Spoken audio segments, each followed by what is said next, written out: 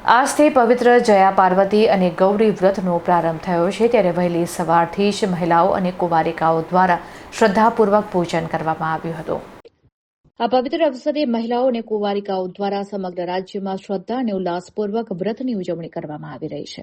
શાસ્ત્રોક્ત પરંપરા મુજબ અષાઢ સુદ 11થી પૂનમ સુધી ગૌરી વ્રત યોજાય છે, જ્યારે અષાઢ સુદ 13થી લઈને વદ બીજ સુધીના 5 દિવસ દરમિયાન જયા પાર્વતી વ્રતની ઉજવણી કરવામાં આવે છે। આ 5 દિવસો દરમિયાન વ્રતધારીઓ દ્વારા દેવાધિદેવ મહાદેવ અને માતા પાર્વતીજીની વિધિવત પૂજા અર્ચના અને આરાધના કરવામાં આવે છે। આ વ્રતમાં મુખ્યત્વે અલુણા ભોજનનું વિશેષ મહત્વ રહેલું છે, જેમાં સાધકો દિવસમાં માત્ર એક જ વાર મોડું ભોજન ગ્રહણ કરે છે। કુંવારિકાઓ ઉત્તમ અને મનપસંદ પતિની પ્રાપ્તિ માટે તેમજ પરણિત મહિલાઓ પોતાના પતિ તથા પરિવારના દીર્ઘાયુષ્ય અને સુખ સમૃદ્ધિ માટે આ કઠિન વ્રત શ્રદ્ધાભેર રાખે છે। વ્રતને લઈને શિવાલયોમાં પણ ભક્તોની ભારે ભીડ જોવા મળી રહી છે।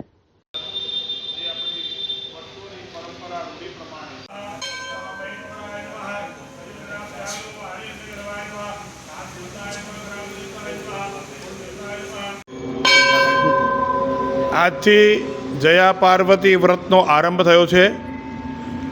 આજે 11થી માંડી પૂનમ સુધી ગૌરી વ્રત હોય છે, પણ 13થી માંડી વદ બીજ સુધી 5 દિવસ જયા પાર્વતી વ્રત।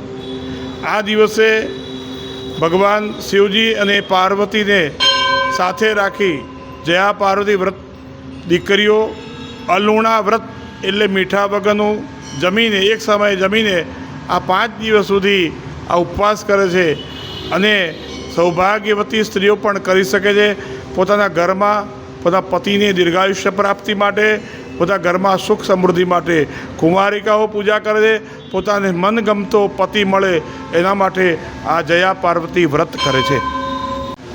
આજે હું જયા પાર્વતીનું મારું લાસ્ટ યર છે, એના માટે આવી છું અને મેં નલ્લેથી કરતી છું અને હવે મારા મેરેજ થઈ ગયા છે, તો મારું હવે લાસ્ટ યર કરીને હું ઉજવી દેવીશ। આના માટે મતલબ આપણે ભગવાન માટે કરવાનું અને આપણી ફેમિલી માટે કરવાનું છે, જેમ કે આપણા હસબન્ડ માટે અને એ માતાજીએ આ એમના છોકરા માટે કર્યું હતું,